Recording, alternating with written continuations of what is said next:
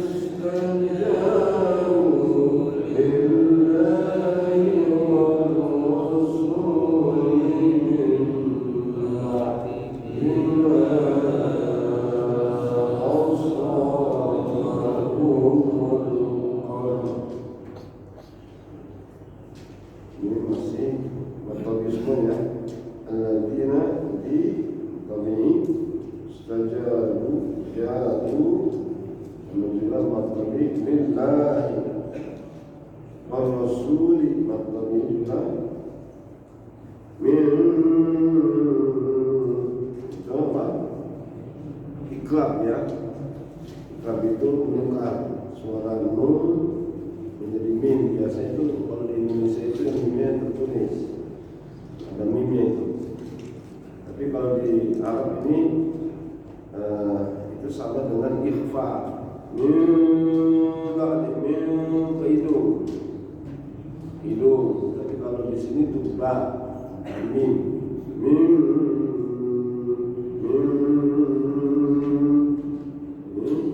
Biasa baca ikrab, tapi kalau di Arab biasa pakai kepada ikhfa. Mim gitu. Tapi ini nggak usah kita bingung. Ini memang bermacam seperti itu. Ada yang baca ikhlas ya, itu bibirnya tuh nempel lagi kan. Kalau Arab itu tidak, hidung langsung. Jadi ikhlasnya berat.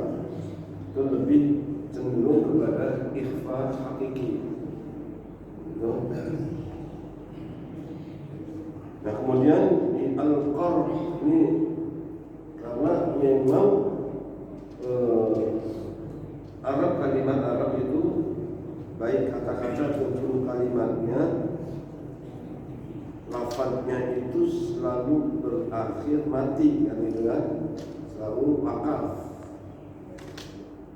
Jadi ajrun azim ar-rasul selalu itu diwakafkan, dimatikan. Nah memang perjalanan manusia pada ujungnya dunia yang mati itu wakaf.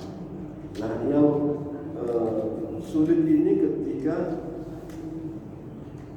seperti ini, qarh, seperti hatta matla'il fajr. Di sini ada dua huruf mati sini kan. Fajr. Kalau iya, kalau mau kan panjang dan panjangannya. Bahwa jadi wattaqu la yudhi'u ajral mu'minin. Ini panjangnya kan, atau panjang fathah. Tapi kalau sama-sama bukan huruf wawu ataupun iya, seperti qarh atau seperti matla'il fajr, banyak kan. Lailatul Qadr, wa ma adraka ma Lailatul Qadr. Rohnya diambil dikit, diambil kita salah gitu aja. Jadi jangan kadang orang nggak mau kenceng aja. Wa ma adraka ma Lailatul Qadr. Itu kalau orang bisa lain. Kencengan dikit aja akhirnya dengan melempar ya seperti qarh. Jadi rohnya mati, haknya ke bawah sedikit gitu. Nah ini kan banyak orang seperti ini. Kalau misalnya min ba'di ma asabahumul qarh gitu. Coba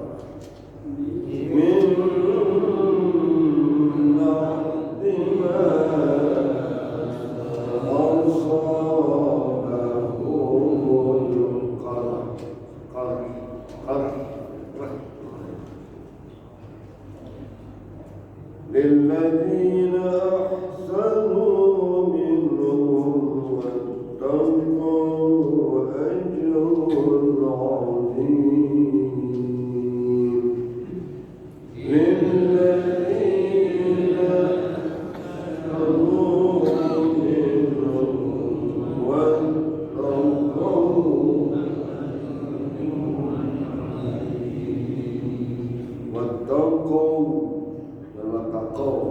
wattaqu. Jadi wawunya itu begini. Jadi jangan takau, betul. Walladzina taqaw law anzalna. Jadi wawu itunya menutup hidung gitu ya. Jangan kau.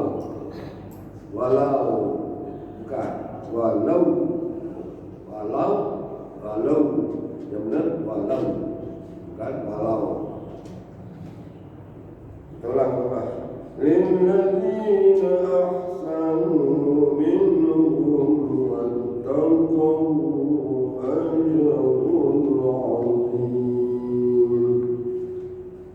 Lilladzina ahsanu minhum wattaqu ajrun 'azim.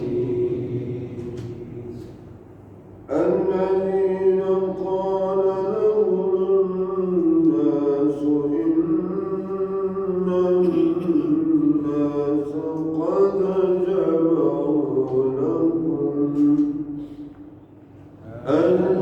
الذين قال لهم الناس إن الناس قد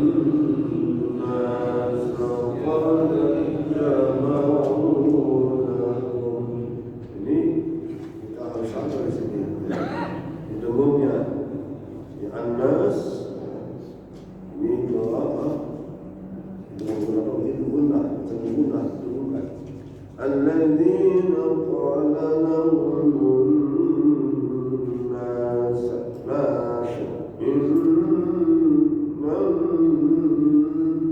terus begitu satu kali.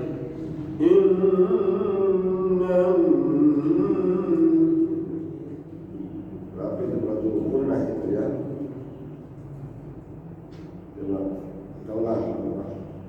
Alladzina qala lahum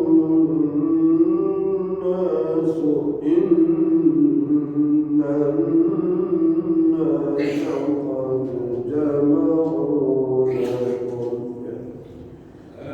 الذين قال لهم الناس إن الناس قد جمعوا لكم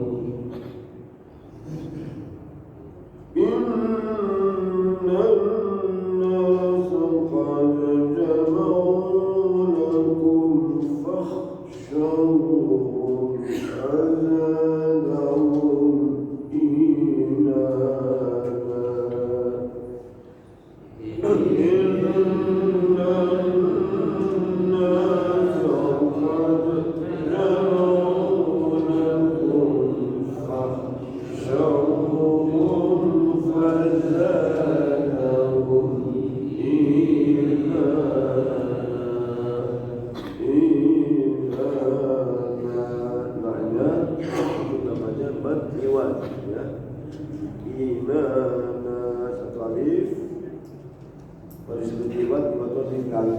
jadi suara tanwin yang imanan, jadi nggak iman lagi baca imanan. Kalau berhenti nanti dimatikan kan, jadi tanwin itu berubah menjadi panjang. Kalau fazadahum imanan, begitu baca gitu, tapi diwakafkan di tanwinnya berubah menjadi tukar dengan apa? Dengan mad dengan panjang, maka disebut namanya mad iwad, ya. Fazadahum imana, ya. Tapi kalau kita lanjutkan kan nggak begitu bunyinya, imanan. Kalau di situ ada tanda wakafnya, ada tanda wakafnya nggak? Di sini kalau tafsir apa? Tafsir salah ya, salah. Berarti boleh berhenti, tapi bagus terus kalau memang kuat. Kita lihat kondisi kita aja. Kalau mau nafas kita agak pendek, ya sudah berhenti aja. Kita coba kita ulang di bahasa, ya. Sekali lagi biar jelas. Inna an-nasa qad jama'u lakum fakhshawhum fazadahum imana.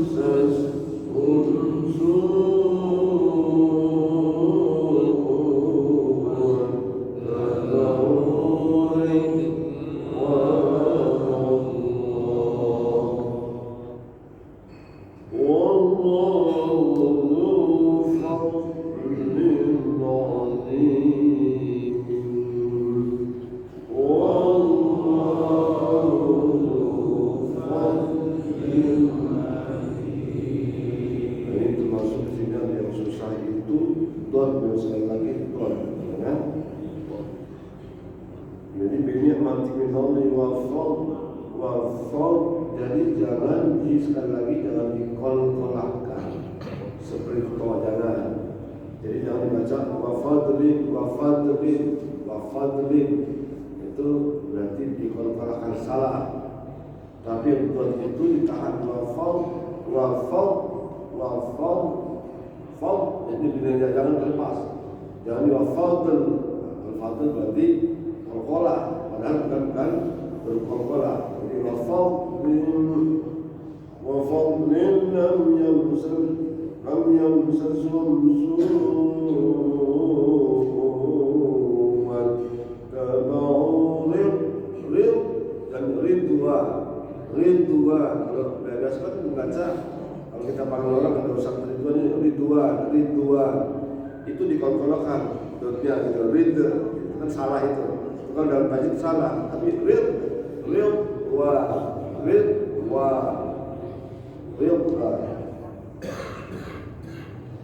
itu tatbih agak repot itu. Di sini ada wafadlin lam yamsasum su'un wattaba'u ridwan ya. Wallahu dzul fadl jangan fadl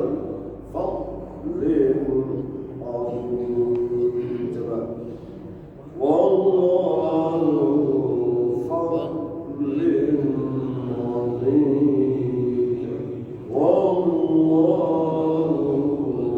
fadlin azim ridwan ya. Sampai situ aja Pak.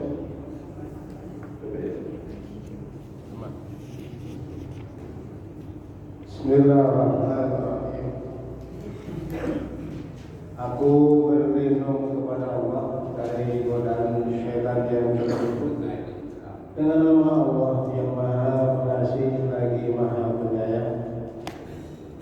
Mereka berkira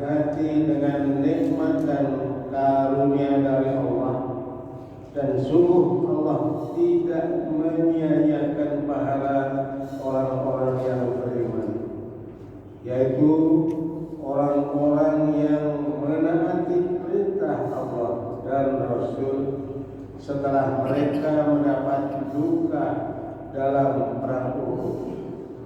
Orang-orang yang berbuat kebajikan dan bertakwa di antara mereka mendapat pahala yang besar, yaitu orang-orang yang menaati Allah dan Rasul, yang ketika ada orang-orang mengatakan kepadanya, orang-orang Quraisy telah mengumpulkan pasukan untuk menyerang kamu, karena itu takutlah kepada mereka.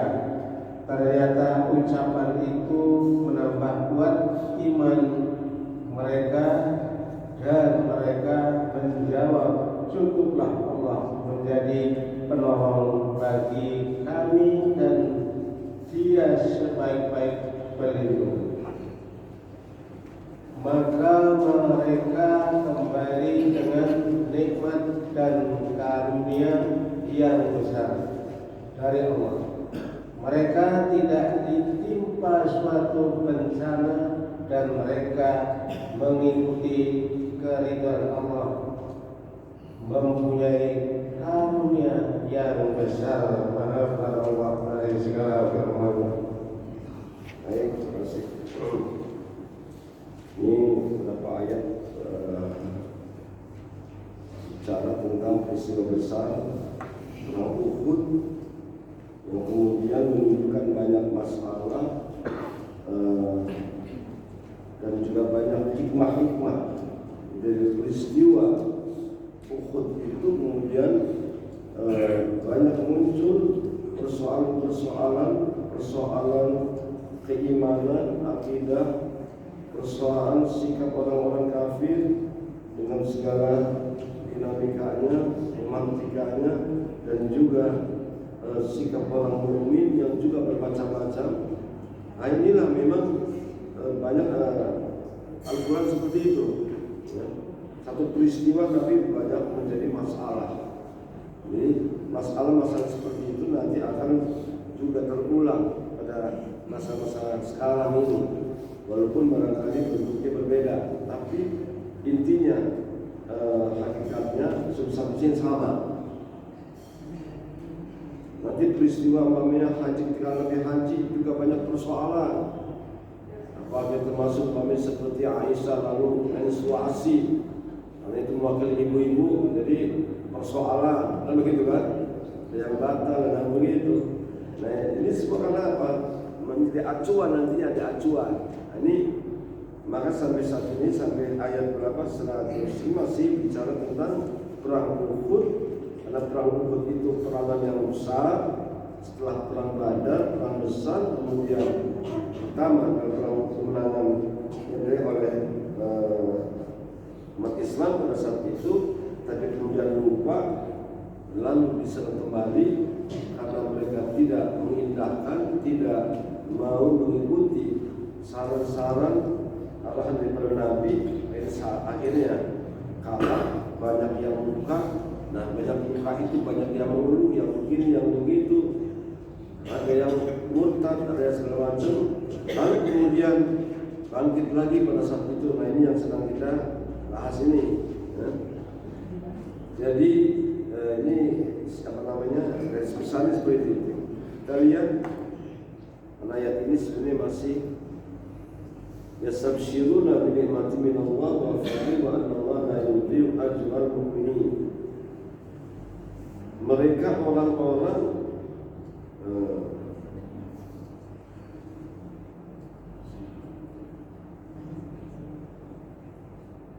jadi mereka ini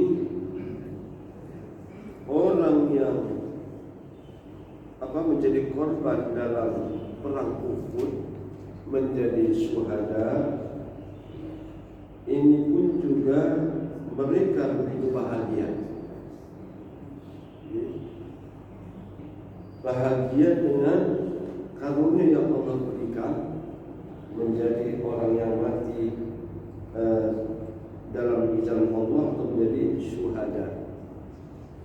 Ini yang pertama, ayat sebelumnya, farihina ma'atullah min fadli. Cerita tentang orang yang gugur tapi mereka itu begitu bahagia. Jadi menjemput bahkan menjemput kematian penuh dengan bahagia. Banyak orang yang kalau sudah masalah mati paling takut gitu kan. Tapi ini malah kematian itu membuat mereka bahagia dijemput. Tapi sangat sederhana, dalam kenyataan hidup ini juga banyak orang-orang yang menjemput kematian, jemputnya karena penuh bahagia, penuh harapan. Contoh sederhana, ini adalah ibu-ibu, jangan begitu kan? Banyak di mana wanita-wanita yang ketika dia melahirkan, dia begitu begitu pasrahnya.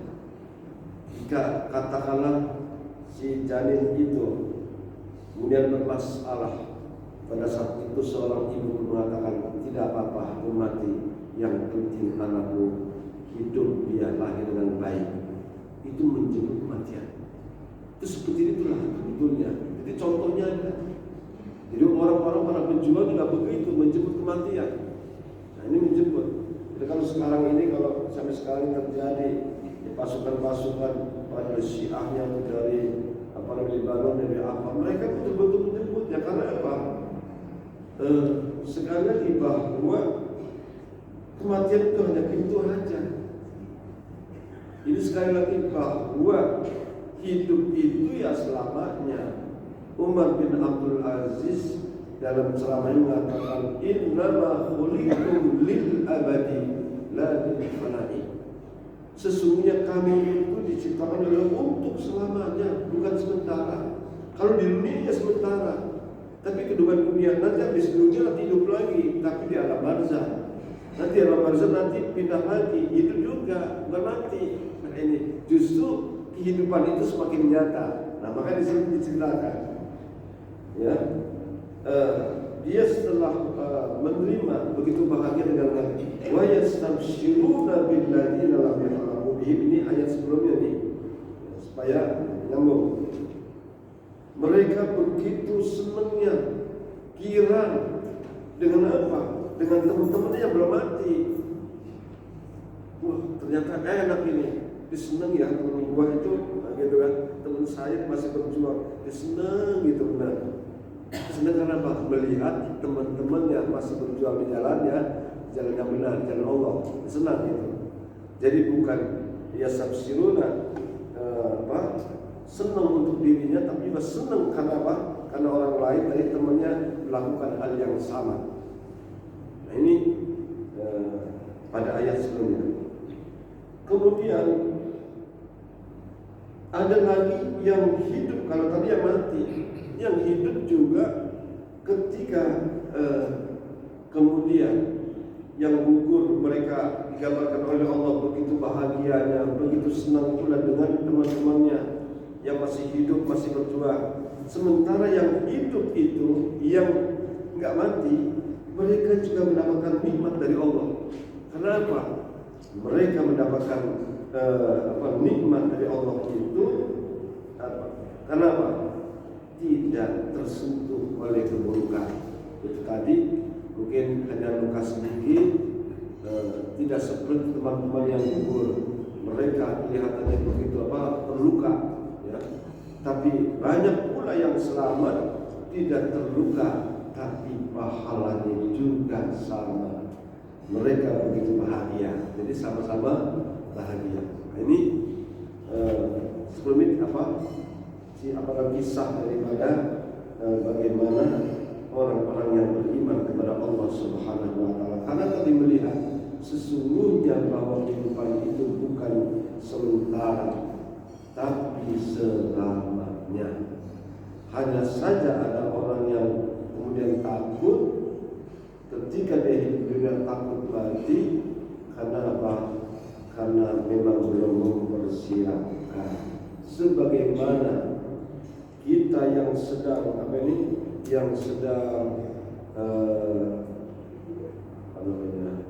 dari kampung sendiri ke Jakarta rantau kan banyak orang merantau kan migrasi. Di Jakarta itu rumahnya bagus, di kampungnya rumahnya empuk. Kalau lagi lebaran pengen pulang kampung apa enggak? Males. Tapi di rumahnya bocor di kampung, empuk, betul kan? Lebih betah di mana? Di kota, rumahnya bagus.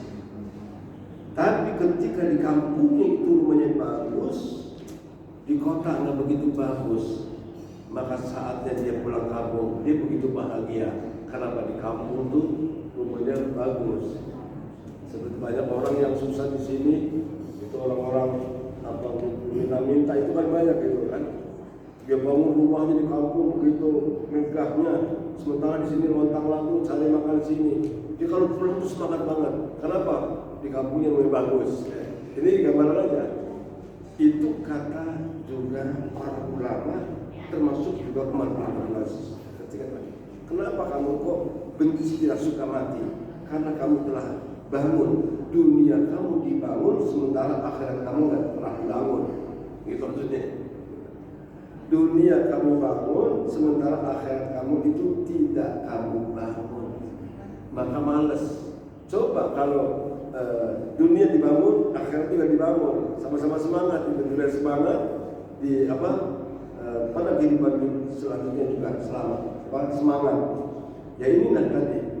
Ya di dunia dia mendapatkan juga banyak pahala, kebaikan dari Allah, pulang juga sama mendapatkan. Itu seperti ini yang dikatakan. Oleh sebab itu, ini sebagai satu gambaran jalan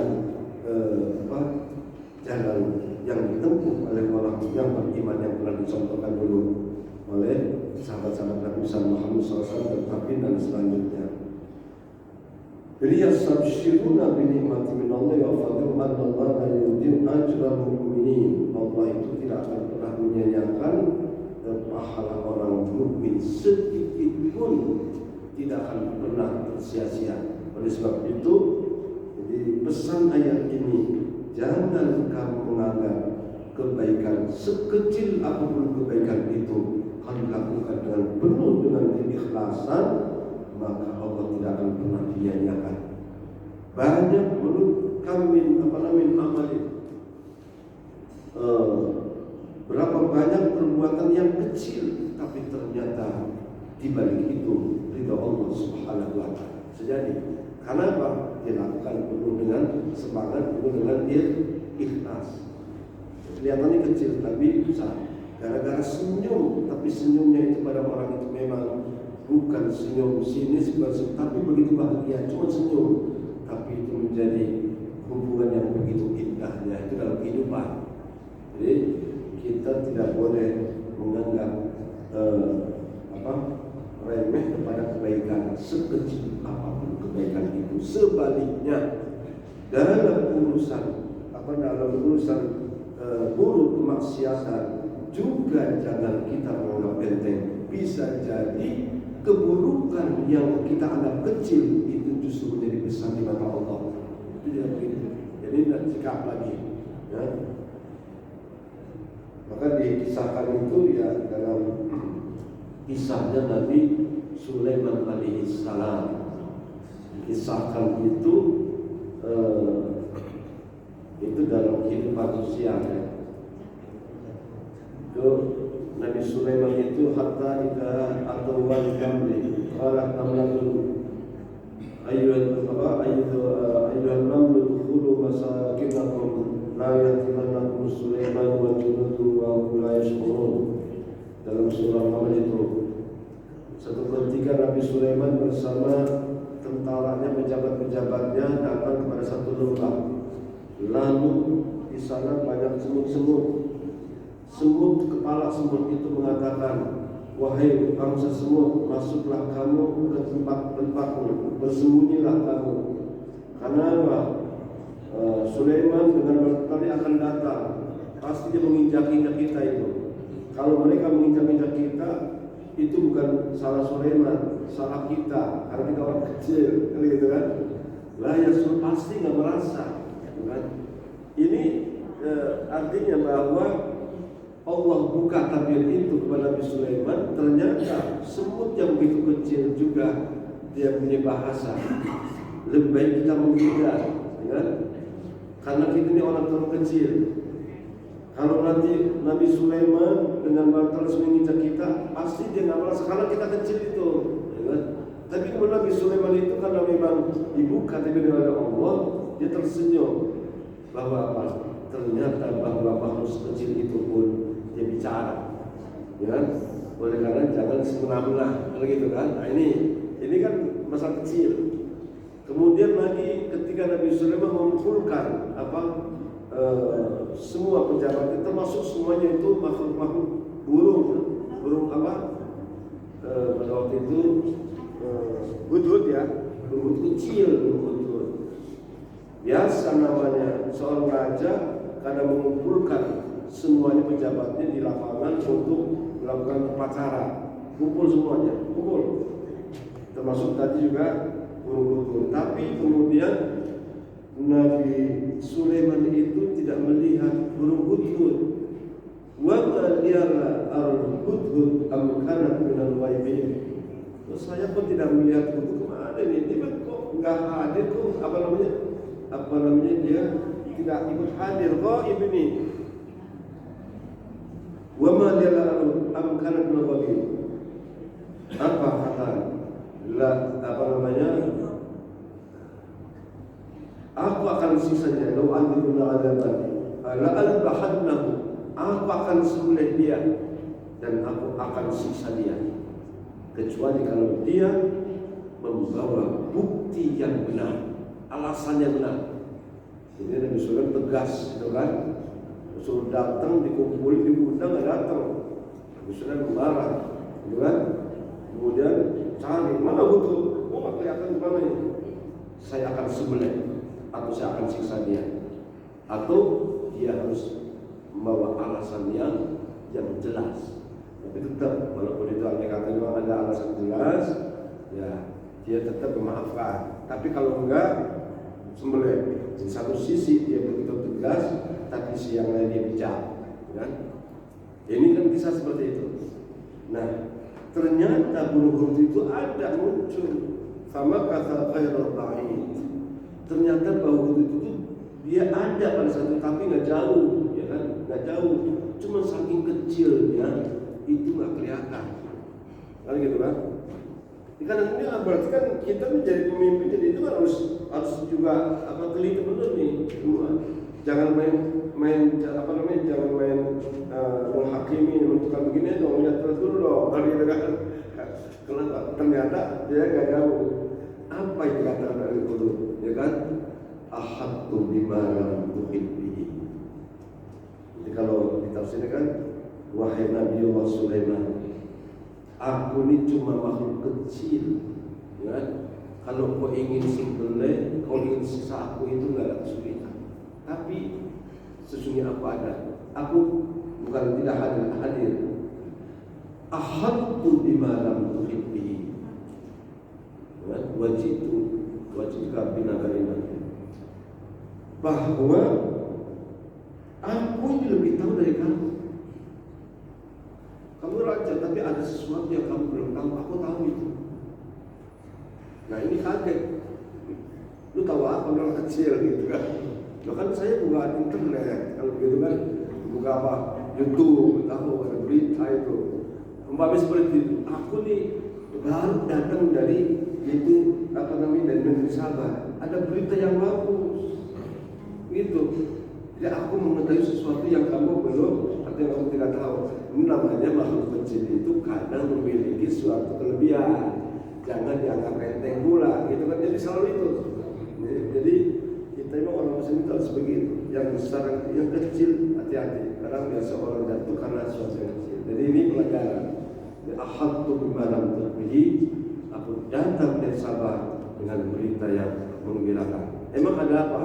di sana itu ada negeri di mana dikuasai oleh seorang gadis. Wah. Jadi wanita itulah Bilqis. Kan gitu kisahnya. Jadi ini awalnya tadi dari siapa itu? Dari burung hudhud. Katakanlah makhluk kecil. Karena dari orang kecil itu kita dapat berita bagus. Oleh karena itu jangan diangkat ke kecil itulah.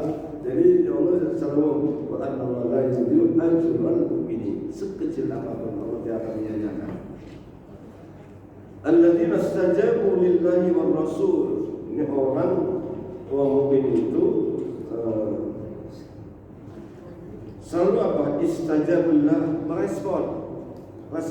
responsif apa? Jadi punya sifat respon. Itu namanya alladzina istajabu lillahi war rasul. Itu coba nanti dilihat juga dalam surah Al-Anfal ayat 24. Salah itu. Al-Anfal 24 coba.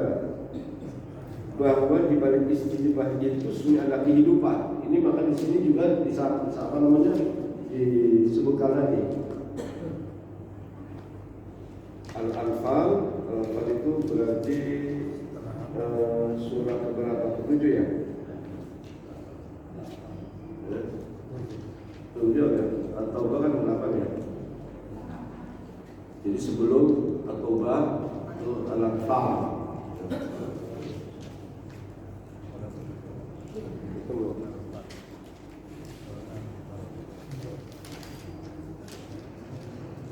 Al-Anfal.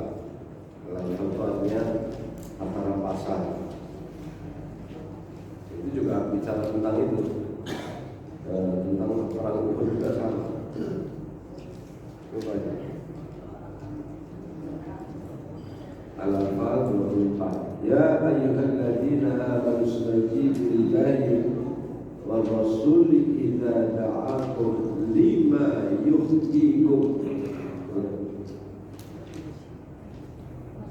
Dah ketemu?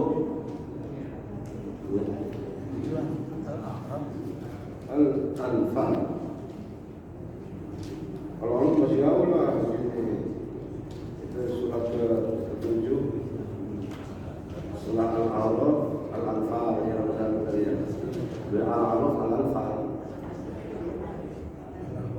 Iya, ayat 24. Supaya kita lihat dengan kalimat ini. Ada kan? Betul ya? Ya ayyuhalladzina amanu istajibu lillahi war rasul idza da'akum lima yuhyikum. Ini pesan Allah. Ya wahai orang-orang yang beriman, ini luar berarti. Kalau ini kan bicara tentang orang terlibat di dalam perang Uhud. Tapi kemudian secara umum kita yang belum terlibat. Ya ayyuhalladzina amanu istajibu lillahi war rasul idza da'akum lima yuhyikum. Wahai sekalian orang yang beriman, hendaklah kamu merespon terhadap panggilan Allah dan Rasulnya. Respon kepada Allah dan Rasulnya apabila mengundang kamu untuk mengantarkan kamu mencapai kehidupan yang hakiki. Jadi merespon terhadap panggil Allah dan Rasulnya itu bikin kamu hidup. Itu artinya kamu ingin hidup, ya kan? Karena di dalam panggilan Allah dan Rasulnya itu ada kehidupan. Oleh karena itu kalau kita merespon berarti kita menuju kepada kehidupan. Lima da'u. Jadi panggilan Allah dan Rasul itu adalah panggilan lima yu'iku. Apa panggilan? Di antaranya yaitu berjuang berperang, baca Quran. Pokoknya kalau kita merespon panggilan Allah, undangan Allah, berarti menunjukkan kita ini menuju kepada kehidupan. Maka contoh yang sederhana lagi, azan itu kan panggilan Allah, ya kan gitu kan?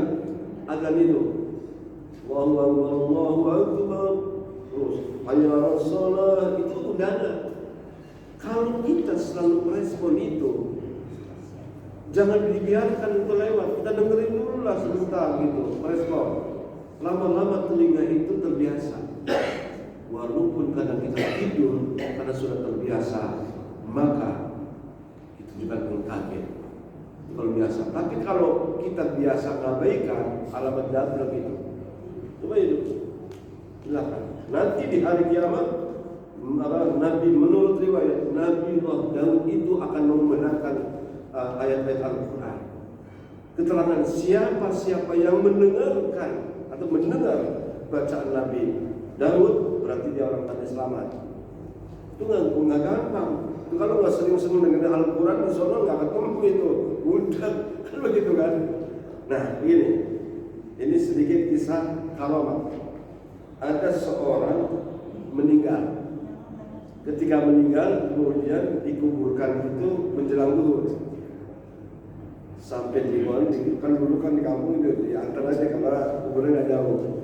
Begitu waktu jalan menuju kuburan belum sampai, itu ada suara kumandang adzan.